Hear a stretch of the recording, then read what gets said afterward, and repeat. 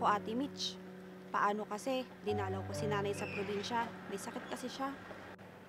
Ganun ba? Kamusta na siya ngayon? Lagi siyang malungkot, ate. Dahil lagi niya ngayon hinahanap si tatay. Bakit? Nasaan ang tatay mo?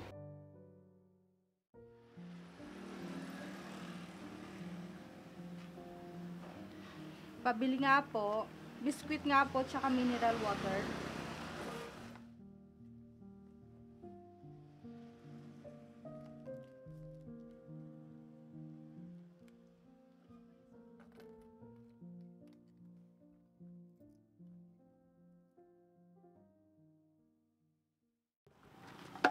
Tay,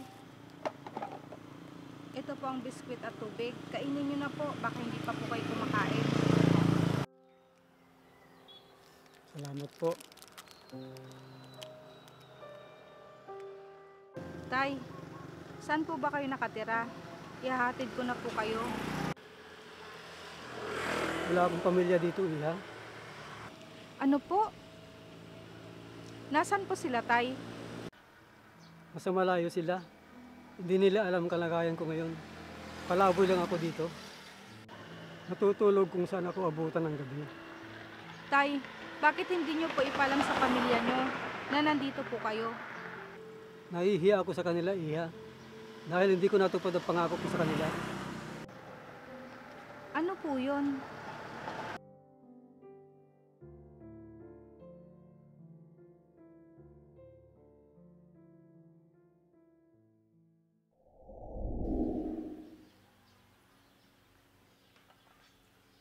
Lisa, ano kaya kung doon ako sa Maynila maghanap ng trabaho para makapag-aral sa kolehiyo si Emma? Paano kung di ka pala rin doon at lalayo ka sa amin? Di ba mahirap yun? Malay mo, makahanap ako ng magandang trabaho at dadalhin ko din kayo doon.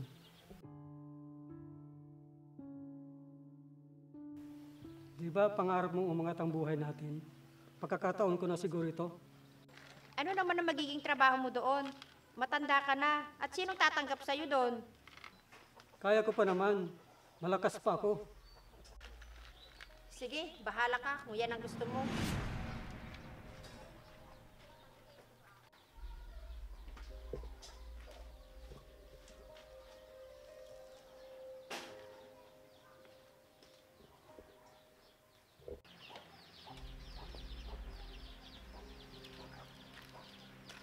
Tay, nagtalo na naman po ba kayo ni nanay?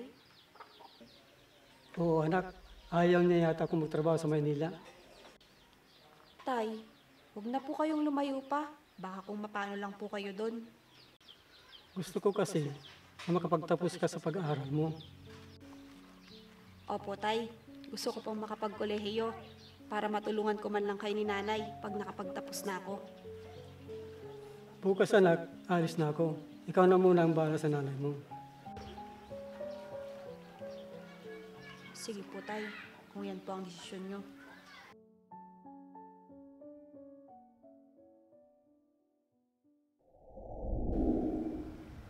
Bakit?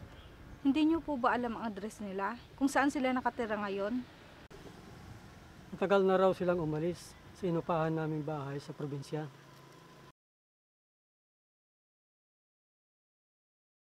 Sige, Iha. Pasensya ka na sa abala. Aalis na muna ako. Salamat nga pala dito sa binigay mo.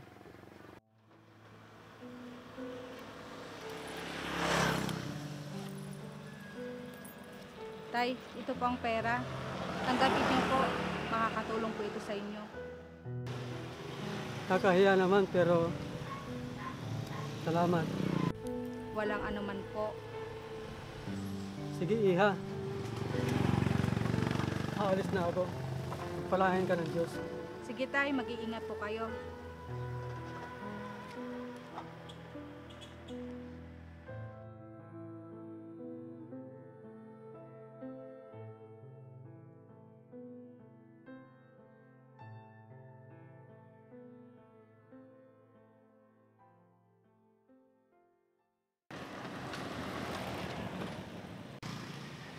Ate Mitch, O Emma, kailan ka pa dumating? Ang tagal mo nang hindi napapadalo sa bahay ah. Naku, Ate Mitch. Paano kasi? Dinalaw ko si nanay sa probinsya. May sakit kasi siya. Ganun ba? Kamusta na siya ngayon? Lagi siyang malungkot, ate. Dahil lagi niya ngayon hinahanap si tatay. Bakit? Nasaan ang tatay mo? Hindi na po namin mahanap, Ate Mitch. Magmula po kasi nung umalis siya sa probinsya namin, hindi na po siya umuwi. Ganun ba? Malay mo, balang araw, matagpuan nyo din ang tatay mo. Sana nga po, Ate Mitch. Miss na miss ko na po siya. Sana ayos lang po siya. Sana nga maayos ang lagay ng tatay mo. Tara na muna magmerienda para makapagkwentuhan tayo ng matagal. Sige po, Ate Mitch.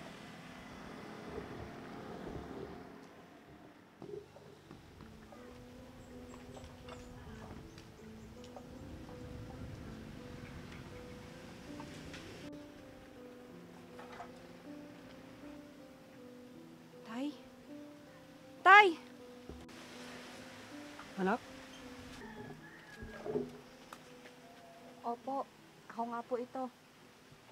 Tay, matagal na po namin kayong hinahanap ni nanay. nasaan ang nanay mo?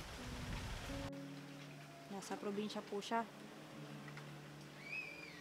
Tay, bakit ganyan po yung suot nyo? Kasi anak, ang totoo niyan, hindi ako nakahanap ng trabaho. Kaya hindi ako makauwi sa atin. Ganun po ba? Sana po, tumawag na lang po kayo sa amin ni nanay. Nahiya ako sa inyo kasi tama ang nanay mo. Matanda na ako at wala nang tatanggap na trabaho sa akin. Lalo na at wala akong pinag-aralan. Tay, bakit po kasi umalis pa kayo? Ayos naman po ang buhay natin sa probinsya. Gusto ko kasi na mapag-aral ka noon, anak. Kaso, hindi ko nagawa. Nakapagtapos na po ako, Tay. At may trabaho na rin po ako. Talaga, anak. Di man lang kita natulungan. Wala po sa akin yon. Nakapasok po ako sa paaralan ng libre. Kaya nakapagtapos po ako. Ang swerte mo naman. Mabait ka kasi. Kaya pinagpala ka ng Diyos. Mana lang po ako sa inyo, Tay. Gusto niyo po bang tumuloy muna sa tinutuluyan kong bahay? Sige, anak. Sige po, tara na po para makakain po kayo at makapagpahinga ng maayos. Maraming salamat, anak. Dahil di ka nagtanim ng galit sa akin. Hindi po talaga, Tay.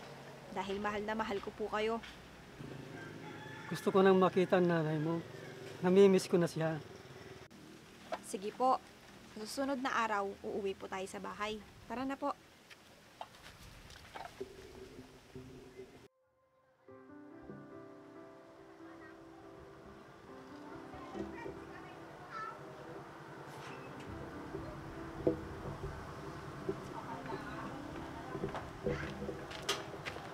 Nay! Nay, may bisita po tayo. Sino naman yun, anak? Lisa? Manny? Mabutit nandito ka na. Ang tagal na kitang hinihintay. Bakit hindi ka na umuwi dito noon? Pasensya na kayo. Mahabang istorya. Ang mahalaga, nandito na ako.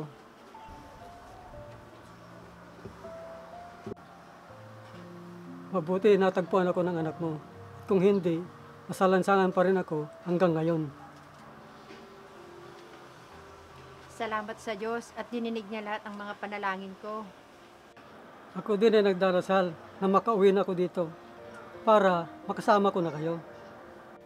Tama na nga po ang drama. Nay, Tay, ang mahalaga po, magkakasama na tayong muli at hindi na maghihiwalay kailanman.